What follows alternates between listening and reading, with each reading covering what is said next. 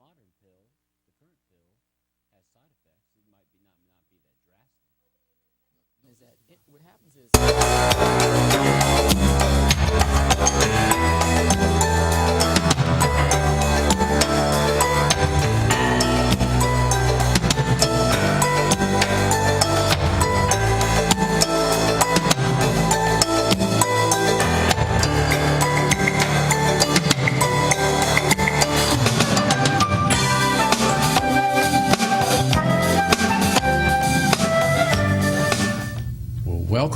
Welcome to Health Issues 2010. I'm your host, Chris Sylvain, and I am just ecstatic and excited about the show that we have today. It's about a subject that is so important. It is literally driving so much of our political discussions and social discussions, and it is abortion, and specifically the politics of abortion. And we have one guest here today who is the premier person in the state of Louisiana to discuss this. He is the executive director of the Louisiana Right to Life, and he is Mr. Ben Clapper. How are you today, sir? Doing well, Chris. Thanks for letting me come. Hey, we're excited to have you. My pleasure. Trust me, we really are honored to have you. You know, major organization that you run. Well, we do our best to protect human life right here in Louisiana. You know, that's our goal, and I appreciate you inviting us and letting us discuss this important topic right here in New Orleans. Yeah, it's a whole lot of misconceptions about it, but let's first talk a little bit about Louisiana Right to Life. You guys were rated as one of the top right to life groups, you know, in the country, and you are considerably effective when you think about all of the lobbying groups around. You guys make it happen. Louisiana is a pro-life state. Amen to that. Louisiana is a pro-life state, and you know, we've been around since 1970, 3 years before Roe v. Wade passed or was handed down on the Supreme Court that made abortion legal on demand throughout the United States.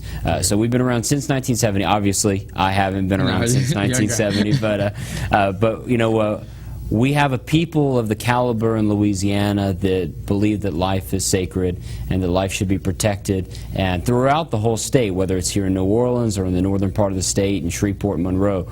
I think we do have a pro-life people, and so our work kind of stands on that foundation. Okay, sounds good. Well, let's talk a little bit about pro-life. Pro-life, the concept, the word pro-life, because the two words are, well, the two statements are pro-life, pro-choice. Okay. They both sound wonderful, right? They both sound very nice, and actually, I'll take either one.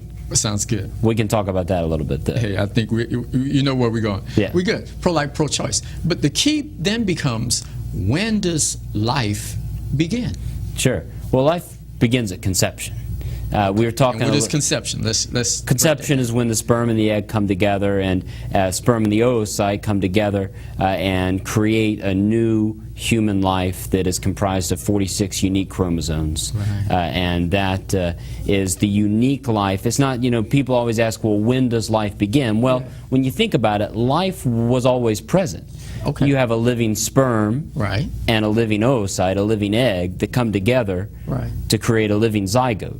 Okay. A living embryo. Right. There was no period of non-life there. Okay. So there was life throughout the whole spectrum. Right. The question is, when is there a unique life? Because this sperm is part of a male's body and the egg is part of the female body. Right. But the question is, when is there a unique life that deserves rights of its own? Okay. The rights that you and I have. I mean, we have the right to life. Right. And obviously the word right to life, term right to life, can be kind of a political word, but thinking about it in kind of an abstract sense, we have a right to life. Right. If someone tried to take our life, they would be, you know, possibly criminalized for doing that, you know, without reason. Or so the question is, well, when is there a unique life? And the embryo with 46 chromosomes has a unique life, and so and it begins to develop. It develops on its own. All it needs is protection and the environment that it needs to develop to become you or I, but it was human from the whole time, from the moment of conception. From the moment, whereas those chromosomes, 23 male, 23 female, and they connect together. They connect together, Bam. and I'll say that I'm not a scientist, and I don't claim to be a scientist. And there's many other things that happen in that time. Sometimes it takes a little bit of time. Sometimes it takes a long time, or not a long time, but a little more time. But it's safe to say that when when cell division begins, and there's 46 chromosomes, we believe that life begins. Life not only has been, but the unique life begins of a new human being. Okay, now, there's a school of thought. When we look at even from the Bible, and I think it's the book of Numbers, where we have a guy named Onan, and God killed him because he spilled his seed. He spilled his sperm. Sure. So a lot of people are against masturbation or whatever, and saying that you can't spill your sperm because that's life. So therefore, they actually made a joke about it. I think it was on Saturday Night Live again. A guy was saying, wow, I've killed maybe 20 million people or something, whenever I spill my sperm. The question then becomes, why isn't that life? Sure. Well, I think an easy analogy will show that. Right now, as I'm kind of scratching my hand here, thousands of my skin cells are falling to the ground. Okay. Now, Chris, am I committing mass murder? No way. No, I'm not, because these cells are a part of my body. They have my DNA complement there. Okay. In the same way, though the sperm is a sex cell, so it's different than the other cells in my body, it only has half the DNA chromosomes, but it's not a unique human being. Right. It is living, as well are all the cells in my body, but again, I'm not committing mass murder when I shuffle all these cells off my hand. Right. So the sperm and the egg, they are part of the male and the female. They are not a unique living human being. It's only when the sperm and the egg fuse together through conception that there becomes a unique living human being with its rights of its own. Now, key word, you said the word rights. So at that point, that human, that life has rights that and should actually be protected. in Louisiana, we have laws on the book that protect embryos, and we consider them juridical person. You remember a few months ago the controversy surrounding the embryos in Ochsner. We remember that. You might have discussed it actually on your show. And so there was that in Louisiana, those embryos are actually protected as juridical persons, that they have in court, that they have some rights of their own. That law was passed back in 1986 here in Louisiana. It's a unique. There are some laws like that in the rest of the country, but it's unique, and we believe that those embryos have some rights of their own. They do have rights of their own because they are a unique living human being. It's just different than us in size, level of development, environment, and degree of dependency, which we remember by the acronym SLED, S-L-E-D, size, level of development, environment, degree of dependency is the only four things that separate us from an unborn child or an embryo. But definitely, at 3 months, the heart's beating. No, The heart's beating at 3 weeks, right? The heart beats at 22 days after conception. 22 days. Before most women even know they're pregnant. Before they go to the local drugstore to get the pregnancy test, Oftentimes, the heart's already beating. Heart's already beating. 22 days after conception. Brain waves 40 days after conception. Wow. Yeah, it's just remarkable to think in 22 days a heart can be formed and start beating. That's amazing. I always find that remarkable that a human life that small and fragile can develop that quickly and that magnificently, so that a heart beats 22 days after conception. Can you? I don't know too many people that can do something that great in 22 days, right? Well, if we're dealing with it, just happened to happen, just. So certainly, when the embryo and the zygote begins developing, there's a blueprint there. Right. There's an architectural plan that's followed out, and it's quite an amazing process. I'm sure. Huh? Yeah, it's really an amazing process. Supreme being, maybe.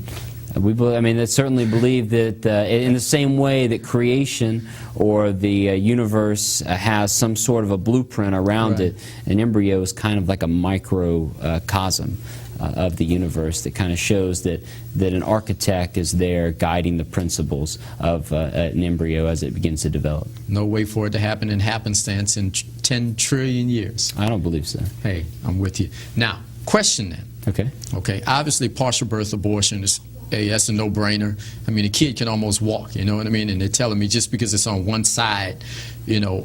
That's the question of environment in the SLED acronym. Okay. So think about a premature baby, right? Okay. You have a premature baby who can be kept alive outside of the womb 24 weeks after conception now. Right. That's a very young child, 24 weeks. Right. But if that child was just in the womb and not in the outside, because if a doctor walked in and took the tubes out of that premature baby in the incubator, people would be outraged, right? That's right. People would be outraged. But yet if that child was only in the womb and that mother went to an abortion facility, then legally behind these white sterile doors, then that child's life could be ended legally without any problems. So it's a question of environment oftentimes in our society puts worth on people based on where they are at one certain time. That's amazing, yeah, because if somebody went into the prenatal unit, they would call the police and say, wait a minute, you've killed a child. That's right.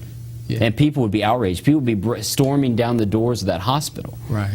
But when it comes to abortion, that doesn't happen. Okay. There's a double standard. Double standard, partial birth abortion. All right, and then we move on to first trimester. That's usually the time when it's considered okay, most of first trimester abortions. Most abortions happen within the first trimester, often 8 weeks after conception is about the time when most abortions are done. Okay, young lady finds out she's pregnant or whatever, or older lady, and take a couple of more weeks and make the decision and move over to the clinic. Okay, and that one's a little more difficult to understand because a lot of times she's not showing yet, no symptoms, nothing at all. But and appearances can be deceiving, right? Okay. Oftentimes in our society, we don't judge people on how they look. And that's happened throughout history, is that people have judged people's worth and value on how they look, not who they are. Right. Think about that, and many times the oppression that's been done to women, slavery, racism, all the genocide in other parts of the world, that people see each other and they judge each other based on their outward appearances. Right. But we should be judging people, as Martin Luther King said, on the content of their character, on the content of who they are. And just because an unborn child happens to be 8 weeks old after conception, just because they look different than us, just because they're dependent on a woman, should they lose their right to life, their value because of that? One congressman yelled at Bart Stupek at the health care reform argument, and he yelled out, baby killer. Now later on he said it's a baby killer. He didn't say that Bart Stupek was a baby killer for voting for the bill. A lot of emotion. A lot of emotion. Abortion's an emotional subject. And in many ways in our society, and even I'm not coming here to say that the abortion decision, the decision to have an abortion, is not an emotional decision. It can be a very tough decision. There's many things that go into the pot when someone's thinking about that, and when women are thinking about that. And that we know many times that men, the husbands of that child, or excuse me, the father of that child, is not being supportive, which oftentimes kind of forces the woman maybe to make that choice. They might feel like they have no other choice oftentimes. So abortion's a very emotional subject, but on an ethical standpoint, it's a very simple discussion. But when we're talking about what that congressman said, he called out baby killer, of course, I don't think that's the most prudent way to change people's hearts and minds on this subject by doing things like that. I think it has to be through principled persuasion, and I think a lot of persuasion was going on in the healthcare debate. And the healthcare debate reminded America that abortion is something that shouldn't be taken lightly. This is something that drives, as you said at the beginning of the show, drives the political debate many times. And we saw that in healthcare reform. And unfortunately, the way healthcare reform ended is that it altered public policy on how the government relates to abortion. For the past, since 1976, the Hyde Amendment, through basically by dealing with Medicaid, has said that really the government is not going to get involved in abortion. They're not going to pay for it. They're really not going to facilitate it in any way other than cases of rape, incest, and life of the mother, is what the Hyde Amendment less than 1%. Which is rare, less than 1%. Not saying that obviously I disagree with abortion in cases of rape and incest, but that is it's a small minority. But the way health care reform, the way it was passed and signed by President Obama, is that it altered the way that it's done. Now, arguments can be made about whether taxpayer dollars go to actually pay for abortions. We could talk all day about whether and how that is actually being done. But I think the important thing is that the government has decided to get involved in the facilitating of the process of abortion with health care reform passage. So to me, the business of abortion, well, to me, there should be no business of abortion. But there is in our United States. And so what should happen is that there should be a firewall in between the business of abortion and the business of our government. Our government should not be condoning abortion. And I believe after with health care reform, our government it facilitates, and now it will begin to reimburse abortionists for abortions. That's a debatable point, but It is. We'll come back to that, but let's look at it this way then. So if life begins at conception, all right, and we go past the third trimester, and if we bring it all the way to that instance by which the sperm penetrates the egg and you have a human life, then not only are we adding in D&C and these other suctions and other methods of abortion, that's bringing us all the way to the morning after pill, the so-called Plan B pill, and the actual birth control pill itself. Am I correct? Well, you know, the birth control pill and even the morning after pill act in 3 different ways, and we obviously, as a pharmacist, you could school me on this and the different ways the birth control pill acts. But in the third phase, the birth control pill can act as an abortifacient, which would abortifacient means a chemical abortion in a sense. Louisiana Right, we don't take a position publicly, and we don't publicly promote against the birth control pill. We feel that we have to handle the issue of abortion itself, surgical abortion, and we have to make that illegal and unthinkable in our society before we can really begin to have a public discussion even about the birth control pill. But it is a true statement saying that the third phase of the birth control pill is an abortifacient. Yeah, but isn't it true that between surgical and chemical, because I'm sure there are chemical methods to do it at RU-486 is a chemical method up to 8 weeks. So the chemical surgical issue, I don't think we can really grab that too hard. That's true. Yeah.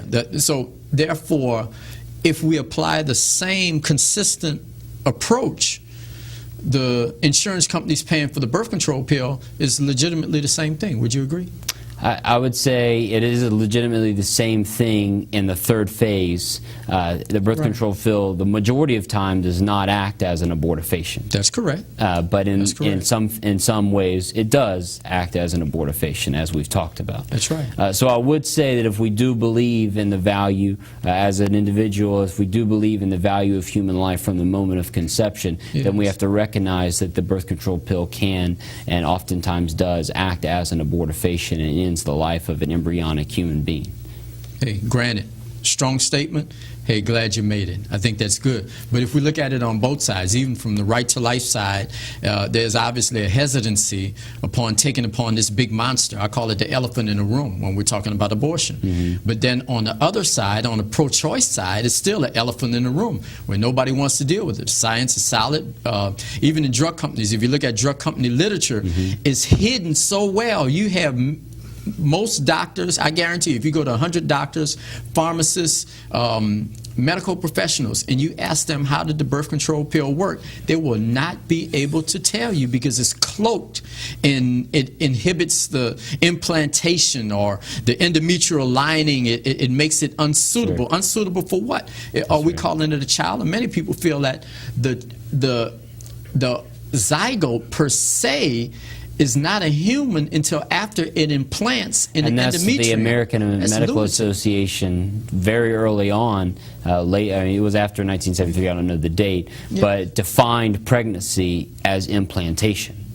So oftentimes when people say pregnancy, because technically if you look up, if you get the Webster Dictionary, it talks about the definition of abortion is the termination of a pregnancy, resulting in the death of an embryo child, or however you're going to, whatever term you're going to use. Right. But so many people say, well, if an abortion is a termination of a pregnancy, and because the American Medical Association's definition is that pregnancy doesn't actually begin until implantation, you see kind of the linguistics of how it is used to kind of frame the debate in a number of ways. But you're right, that time in between conception in the fallopian tube and implantation is kind of the time people don't want to talk much about, and you're obviously very well educated on that. Well, I'll use the term we use around the house. Those arguments become foolishness to attempt to, do that. But all right, let's even go there. Societal changes if we do that. I was the last of 8 kids. Sure. You know what I mean? People don't have 8 and 15 kids anymore. You know what I mean? If we all went to... There's some out there, but... A few, yeah. It's just not that many. If people went to condoms, they fail, 20% of the time, in real-life use. It just wouldn't happen. Natural family planning is pretty complex for people to use. It is complex for people to use. I know many families that have learned the process of natural family planning, and as an individual, understanding what natural family planning is versus kind of the old rhythm method. Right. It's 2 different things. Right. It's very different. Right. And when used correctly, natural family planning can be 99% effective. Right. Very effective. Right. Louisiana Right's Life, where I'm just speaking as an individual, we're not out talking about natural family planning. I understand. But it certainly is, natural family planning gets this rap that it's kind of like the old rhythm method. It's totally different, and actually natural family planning can promote a lot of communication between a couple. There's a lot of intangible benefits that come through it, not just avoiding or trying to get pregnant. Hey, totally agreed. I think it's something that people really need to always look at. Quick question though, we don't have a whole lot of time, but Georgia Right to Life has this major campaign going on. That's right. Where they have billboards all over, and Cynthia Tucker had an article in the Atlanta Journal and Constitution talking about how is it that all of a sudden conservatives, who people feel, like, wait a minute, they have no interest in the poor, and they're saying that relating abortion to genocide of the African American community. And what did the billboard says? What does it say again? Too many babies or something? Or well, I think it says black children are endangered species. Right. On the billboard, because the assumption is in the United States, an African American child is 5 times more likely to be aborted than a Caucasian child. Right. And for every 2 African American women, 1 will choose to abort their child. So these are just statistics provided by the Guttmacher Institute and the CDC. Right. So there's a large movement of called trying to raise awareness of the issue of black genocide, saying that that the abortion industry is unequally targeting the African American community, the minority community. Now, but this isn't something that's new. In a sense. There were, even before he ran for president, Jesse Jackson wrote numerous things about how the abortion industry was targeting African American communities. So this is something that kind of the leadership of the NAACP and other groups, they don't really want to touch and talk about the issue of abortion. But there has been for a long time, and even some of the earliest civil rights activists understood that abortion was a threat to the African American community. And this group in Georgia is trying to raise awareness about how this is happening. Awesome. Nancy Pelosi, the statement that she made last year, went over my head, but we happened to catch it, stating that for the stimulus bill, that family planning money for the stimulus bill was good for the economy. In other words, less black babies and less poor babies. Let's look at it that way. It didn't have to be the racial connotation. But. Well, of course, because she obviously thinks by saying that, she probably made her public consultant people told her, you made a mistake in saying that. You're not supposed to say that publicly. Okay. But it showed that many people in power believe that if you reduce the number of children, then you reduce the debt, or you reduce the amount of money the country is going to have to pay on children, or have to pay for Medicaid and S-CHIP and all these different programs. And so Nancy Pelosi was saying by increasing family planning, which is synonymous with birth control and abortion, that by increasing those things and targeting lower income communities, that you can help the economy because of that. So I think her statement shows you that this is not something that's just isolated to a few wackos or radicals out there. This is something that many people inside the pro-abortion movement understand, is that, you know, population control has to be used through abortion to root out and weed out and to lower the number of lower income minorities in the country. Eugenics. Eugenics. Yeah, I mean, there was I hate and to we even were say it, we but were talking about there's this, if people who are listening here to research and Google MAAFA 21, M-A-A-F-A That's right. space the number 21. Right. It's a great documentary about how eugenics has been used to target low income and African American minorities. And I think in the African American community, those conspiracy theories are pretty well abound. But literally, that shows there's some credence to this idea. It shows you a lot of documented evidence, and unfortunately, because the leadership of the African American community through the NAACP and organizations like that are not talking about this and discussing this honestly and truthfully, many people who see it kind of coming down the wires from the side through these other organizations kind of see it, well, you know, that's just kind of hysteria.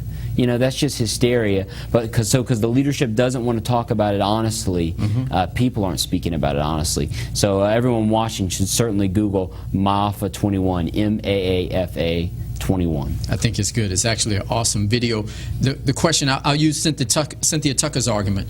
How can we trust the conservative wing of our country who fought health care to be concerned about young black babies? Sure. Well, I think there's whether it's, you know, accurate or not, there is a large group of our society considers the pro-life movement to be conservative, right, and to label it with the Republican Party. Well, the Republican Party has been the party generally over the past few years in their plank of their platform that has said that they believe in life and they believe against abortion. So of course many pro-lifers naturally will tend to that instead of the Democratic Party, which has a plank in their platform directly supporting abortion. So what I think she misunderstands in her statement is that pro-lifers are not out there looking to promote conservative values. We're out there to promote life.